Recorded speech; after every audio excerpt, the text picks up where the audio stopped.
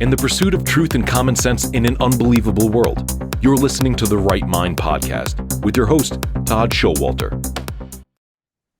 Hello, everybody. I'm Todd Schowalter, and welcome to Right Mind. Today, my guest is Elvis Leon. He tells a very interesting story, and he's actually writing and producing a film about it.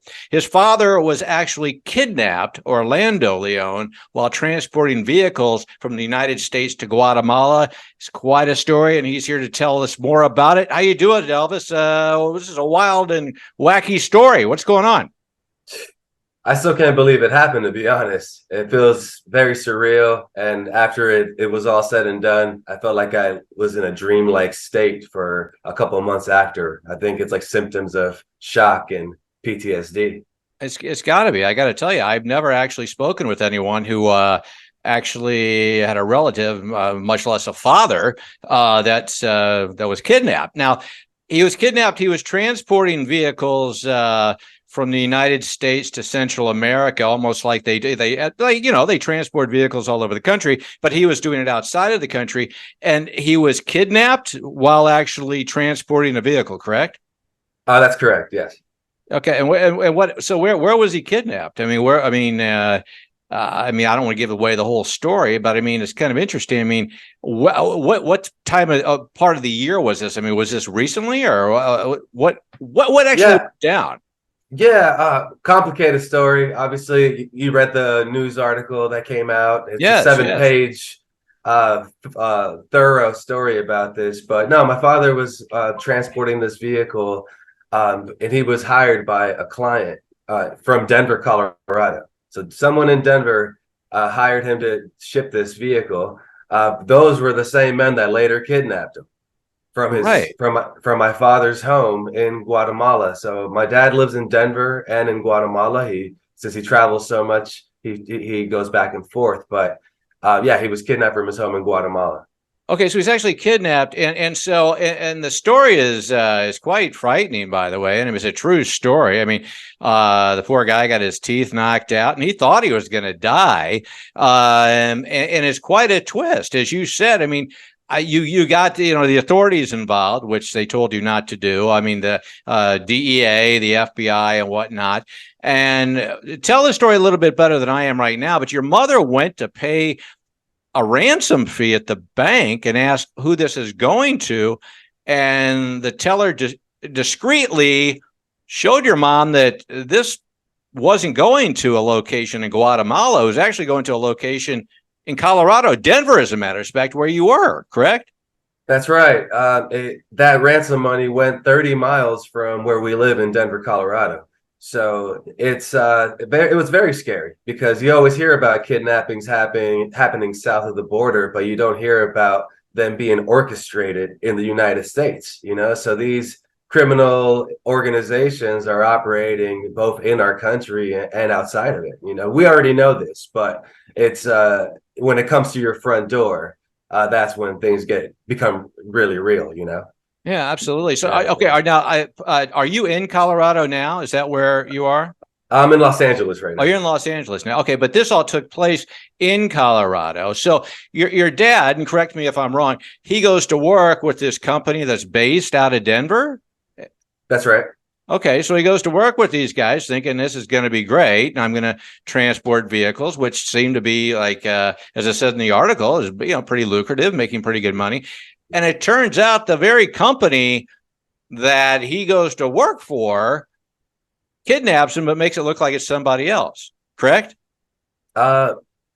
There was no. They did not try to hide this, because the men who received the vehicle in Guatemala are family members of the men running this company in Denver. I got you. Okay. Yeah. So and my father had seen this man before. So they shook hands, he delivered the vehicle, and they said, "Hey, I'll see you back in Denver." And then very next day, these guys end up kidnapping him. And and they're extorting us out of $20,000. Well, how long had your dad worked for these guys? On and off, because my dad's a freelancer. So he works with several of these groups or people that hire him. So this was like his second or third time working with them. So they were like business acquaintances. I mean, they weren't friends or anything like that. Sure. But yeah, it was just a very strange move. I think it was just based on intimidation.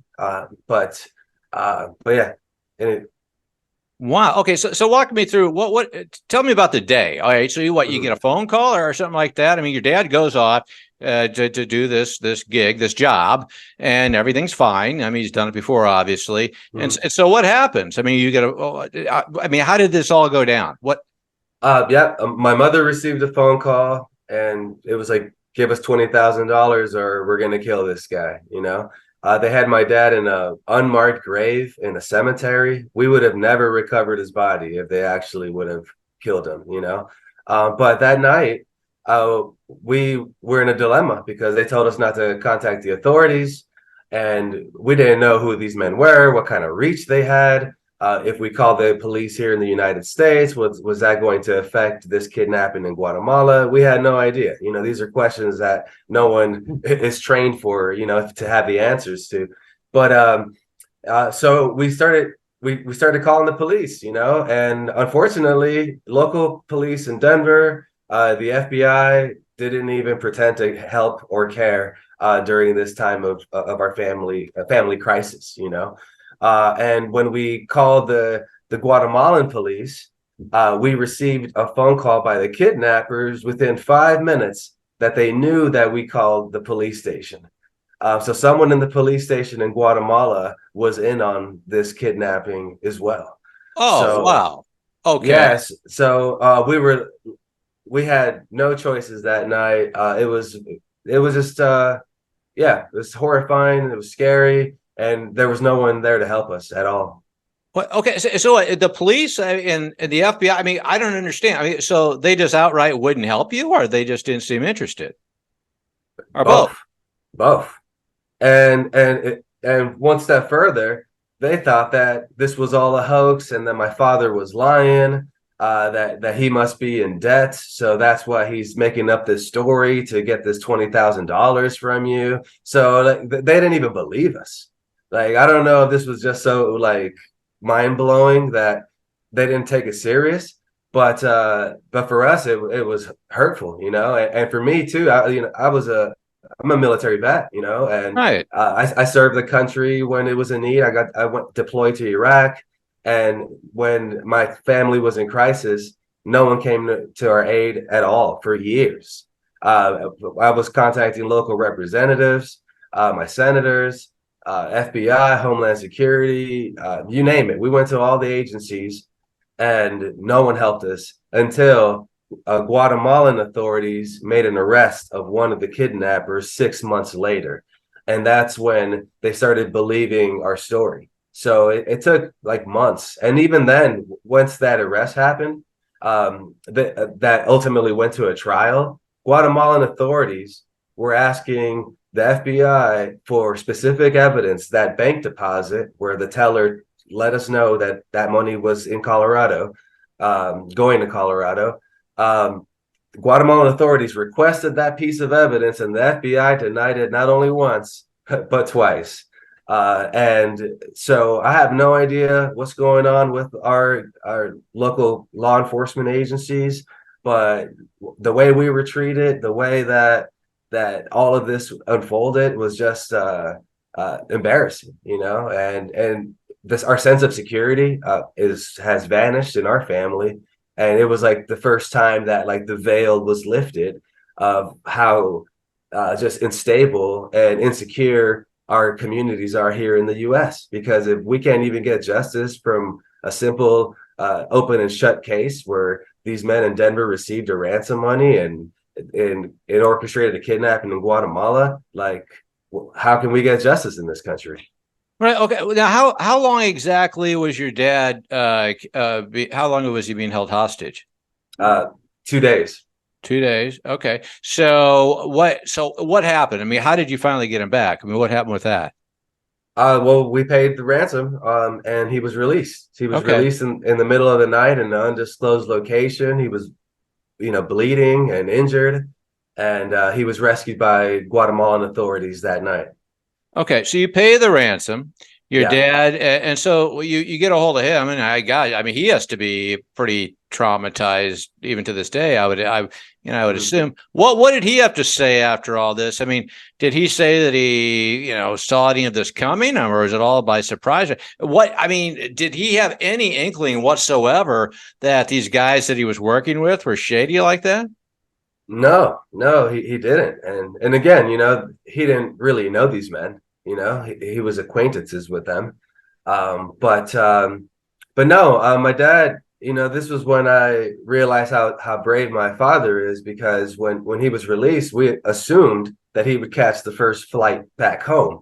But he did not. He said, "I'm not leaving until I file a police report and these guys are put behind bars." And he stayed an extra week in Guatemala, like trying to put these guys in jail. And that's what the movie's going to be about. And I think that's what the article alludes to, that my dad started trying to, and because of what the FBI told us, that we didn't have sufficient evidence, the DEA and the FBI told us to go out and get recordings or any more evidence that we can get that would prove that these guys did this crime.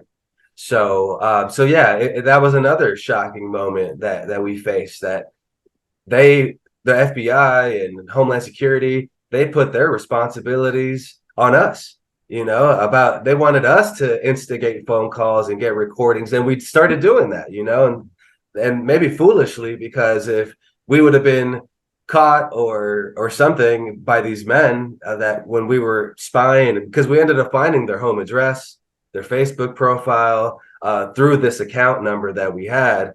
So we gathered all this evidence, but if we would have been caught in the middle of all this, we could have been killed. So they're not helping you at all. I mean, so the FBI and DEA and all these guys, they basically, oh no, Elvis, you go do it yourself, and send us a report back and let us know how it goes. That is pretty. They're not doing anything. Nothing. Well, okay. Didn't you got in touch with your politicians though? Didn't you? Didn't you get in touch with like a senator or something like that? No, we tried. I mean, we had conversations, and so you spoke, we spoke, but nothing really happened, man. Nothing. So nobody. Okay, so you got this terrible situation. All right, and you, as you said, you served the country. I mean, you're citizens. I mean, your father. I mean, you live here in the United States, and our own government agencies wouldn't come to your aid when something horrific like this happens. So your dad. I mean, so at this point, he's down in Guatemala. Okay, he's trying to figure this out on his own with no teeth, by the way, and he's been beaten up and he's been traumatized, and nobody's helping him whatsoever.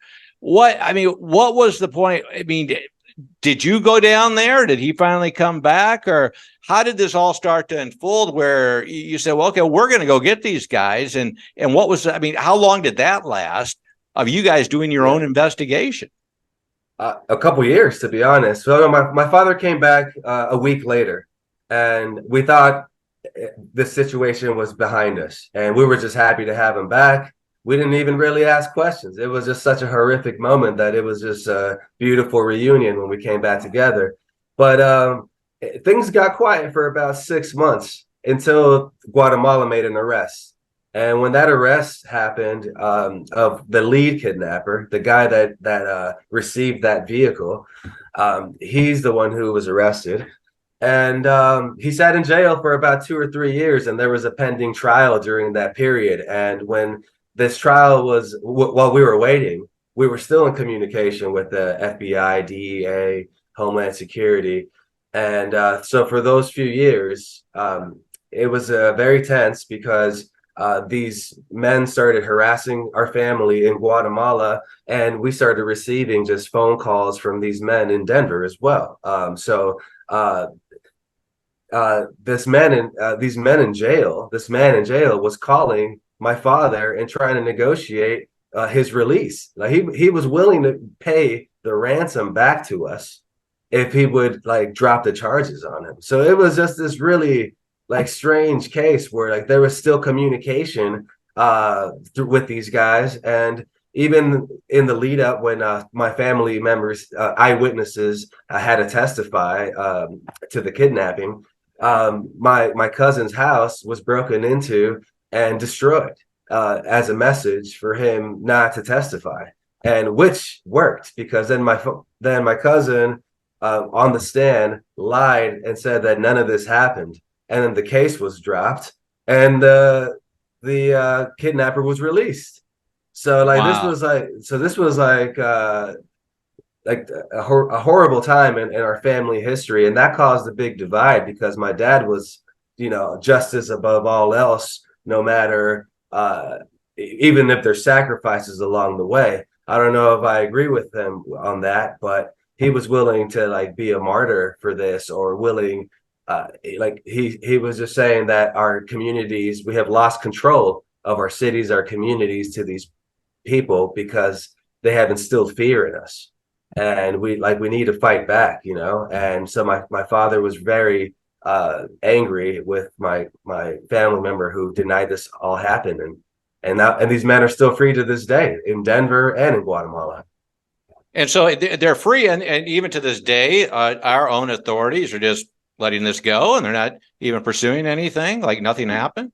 No, nothing happened, and but yeah, so that's why I just want to get the word out, because the article came out. It's very well written piece. Sure. Yeah. And so I just wanted to point people to that article so they can see what happened, and an outside source that was this article and story was vetted and went through several fact checking protocols.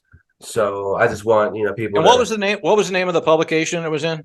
5280, the 5280. magazine. Okay. Yes, And I sir. do. What we'll do is, we'll put a link up so people can actually read and take a look at the article. But I was just going to say, this is, the stuff that films are made up from, but you are actually yourself, you are making a film about this. So tell us a little bit about that. Now, is this a documentary? Is it, go ahead.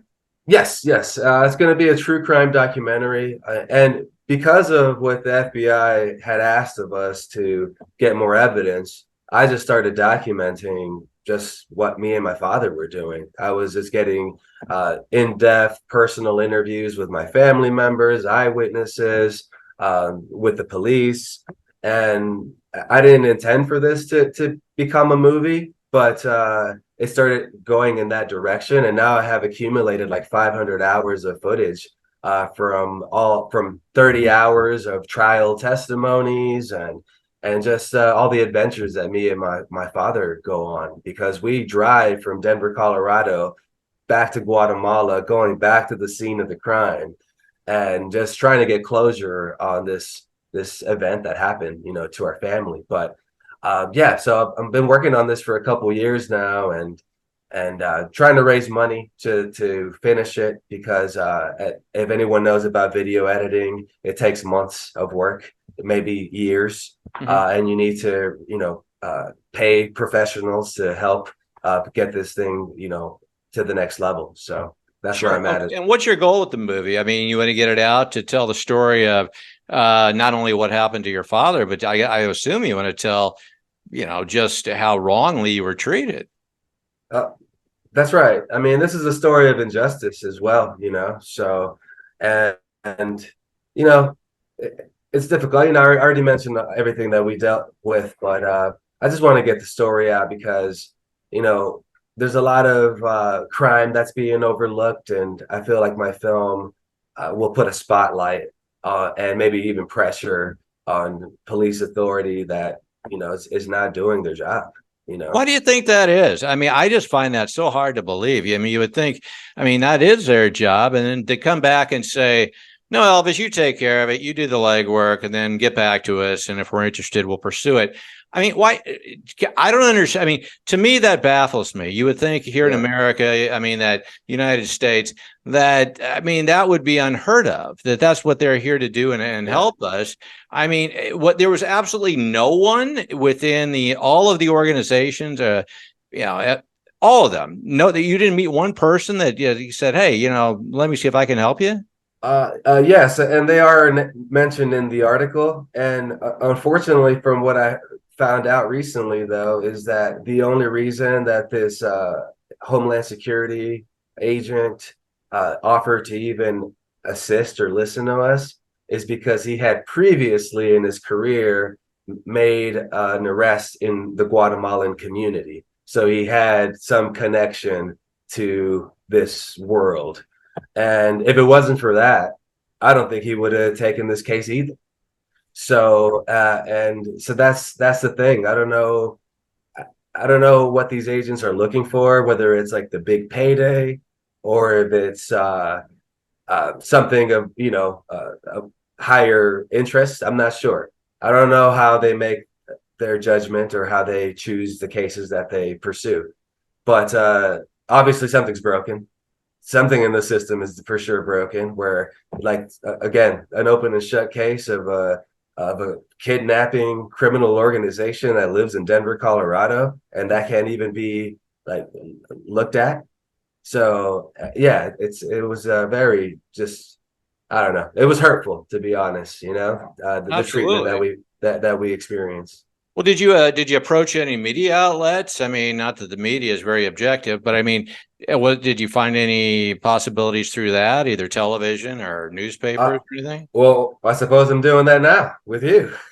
Okay, Yeah. Here we go. At least, yeah, you'll get a fair shake out of me because I try to be as objective as possible. Yeah. I'm just surprised something of this magnitude, especially in the Denver area, which is a major market, they wouldn't pick up on something like this. I mean, well, to be honest, I mean, I didn't go that public with it during the time that maybe I should have, because it was so personal and it was still very dangerous for our family. So we wanted to keep as anonymous as possible.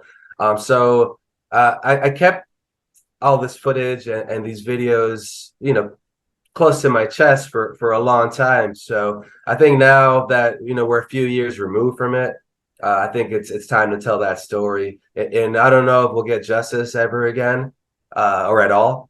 But if anything, I have a compelling story to share with people once this film is completed.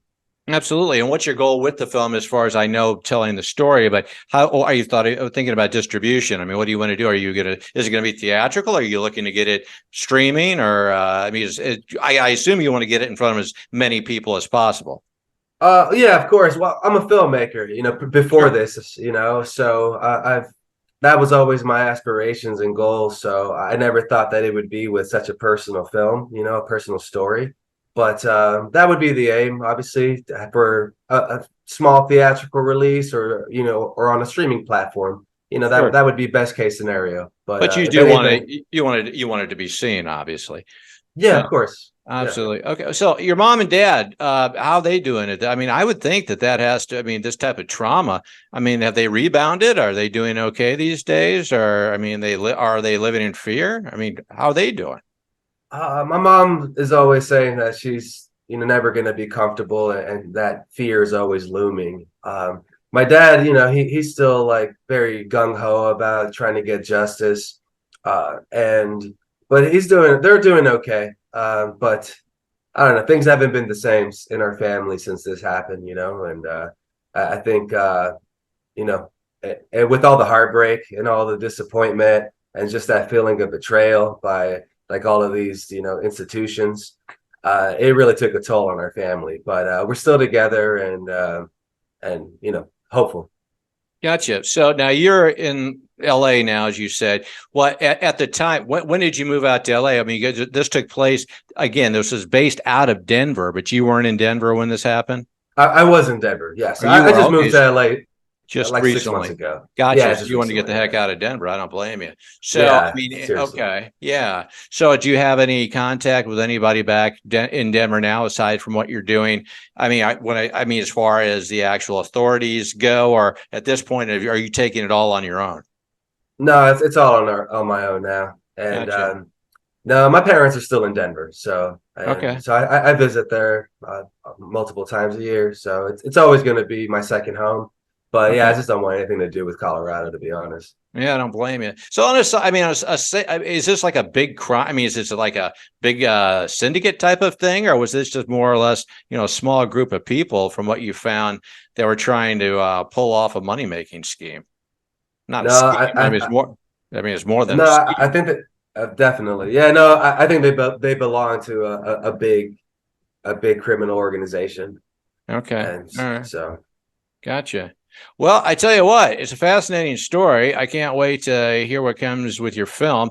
When can we expect it? I mean, you say you got more to go. I mean, do you have a deadline set for it as far as when you'd like to wrap things up? I need to raise the money first, Need to so I raise have the no money. idea. And how you doing So that? We'll actually plug that as well. You have a what is it, GoFundMe page that you're doing, or I have a GoFundMe page. Please visit it. There's a trailer there. You can see some of the footage, and if you have any questions, please reach out. okay, and we'll put that up on the screen, and we'll put it in the descriptions for people that are listening on the other platforms. But any last words before we cut out? Again, it's a terrifying story, especially when it hits not close to home, in your home, basically. But anything else to add?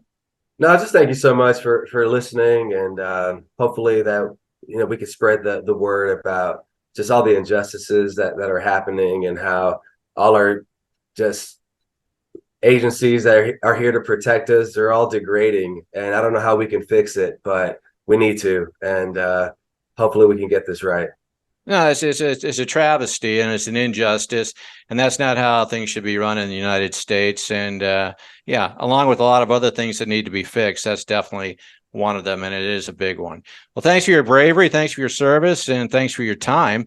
I wish you all the best, and if we can help any way, we'll do our best to get the word out. And again, we'll put the links up on how people can support your film. Okay. Thank you, Todd. All right. Well, thank you. And thank you for joining me, whether you've been listening or watching. I'm Todd Schowalter, and this is Right Mind. And remember, if you don't have a right mind, you don't have a mind at all. Till next time, bye-bye. This has been the Right Mind Podcast with Todd Schowalter.